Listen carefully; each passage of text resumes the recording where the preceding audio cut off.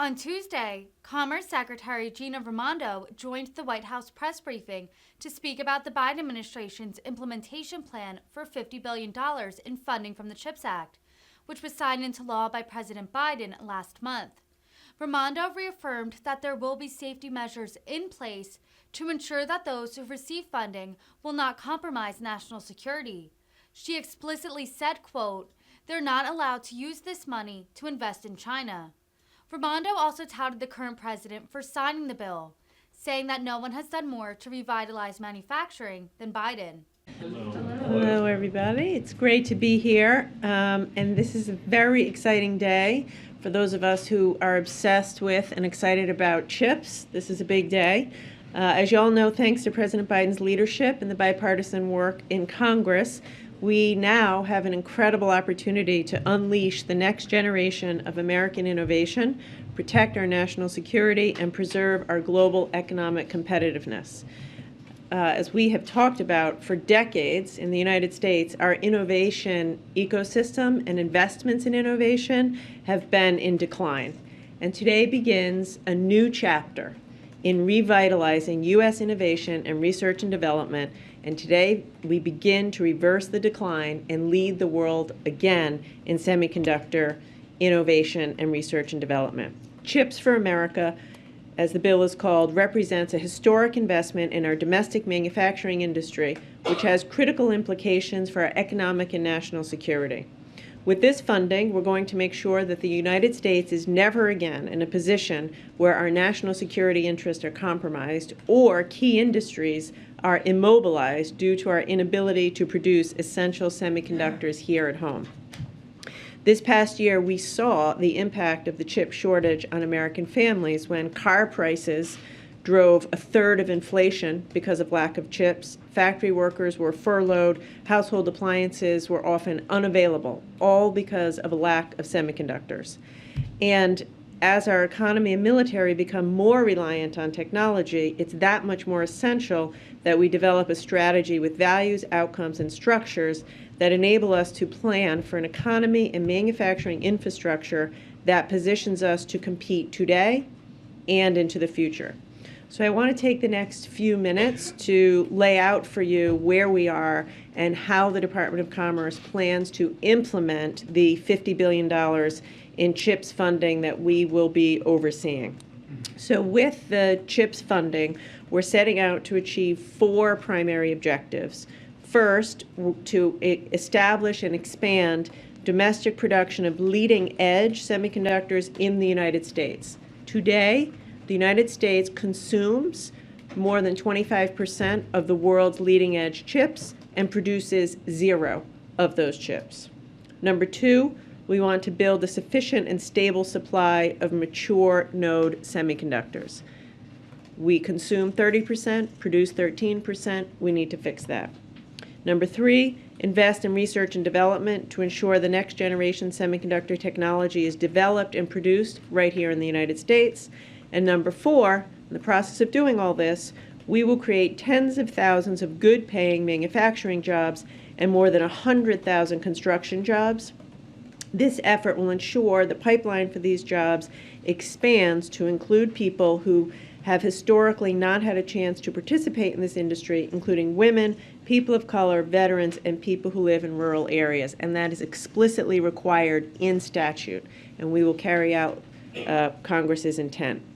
To achieve these goals, Chips for America will support three distinct initiatives. Two of those initiatives, which total $39 billion, will make investments in domestic chip manufacturing here in the United States. First, we will make large-scale investments in leading-edge manufacturing. Chips for America will target approximately $28 billion in manufacturing incentives to establish domestic production of leading-edge logic and memory chips that require the most sophisticated processes available today. Second, we will invest about $10 billion in new manufacturing capacity for mature or current generation semiconductors. This will help us increase domestic production across a range of chips, including the chips that are used in cars, medical devices, communication technology. And third and finally, We're going to make historic investments to strengthen America's research and innovation leadership. $11 billion, and this is not as talked about. We always focus on the incentives for the companies, but in many ways this could be the most exciting piece of what we're doing. $11 billion will go to research and development programs, including the creation of a National Semiconductor Technology Center. In terms of timeline, we expect to be in a position to receive application from companies no later than February of 2023. So we're targeting February of 2023 to put the notice of funding opportunity on the street so companies can begin to apply. Our priority is funding applications for incentive programs. It'll be put out on a rolling basis, and we will evaluate each application one at a time. Before I close, I want to take a second or minute to send a very clear message about how we plan to protect taxpayer dollars in this program. This is not a blank check for companies. This is not for them to pad their bottom line. There are clear guardrails on this money, and the Department of Commerce intends to be vigilant and aggressive in protecting taxpayers. CHIPS funds cannot be used for stock buybacks. CHIPS funds are not intended to replace private capital. That is key. We're going to look after every nickel of taxpayer money. Taxpayer funds are only used to fill gaps and secure other funding as loan guarantees, not to replace private capital. These funds are intended to help companies maximize the scale of their projects. We're going to be pushing companies to go bigger and be bolder. So if a company already has funding now for a $10 billion project, we want them to think bigger and convince us how they can go from $10 billion to $50 billion with use of the taxpayer financing. Commerce Department has the ability to claw back money, and make no mistake about it, we will use that clawback authority if, after giving the money to a company, they fail to start their project on time, fail to complete their project on time, fail to meet the commitments that they've made. We're also going to be implementing the guardrails to ensure those who receive CHIPS funds cannot compromise national security they're not allowed to use this money to invest in China. They can't develop leading-edge technologies in China. They can't send latest technology overseas.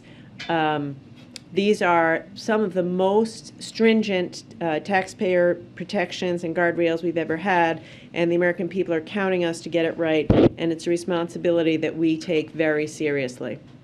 I'll just end by thanking the President and by thanking Congress for their leadership. No one has done more to revitalize American manufacturing than President Biden, and CHIPS for America is a key component of that work. With this, we're going to jumpstart high-tech manufacturing and drive economic growth. We're going to create the kinds of jobs that will create opportunity for Americans, high-wage jobs that we'd want our children to have. We're going to revitalize an innovation ecosystem that for decades has been withering, and we'll add rocket fuel to our global competitiveness, ensuring that America maintains its status as a leader for generations to come. First and foremost, this is about protecting our national security and providing a blueprint for long-term economic prosperity. And so we're excited. People say to me, Secretary, CHIPS passed, what do you do now? Now we get to work, and we're excited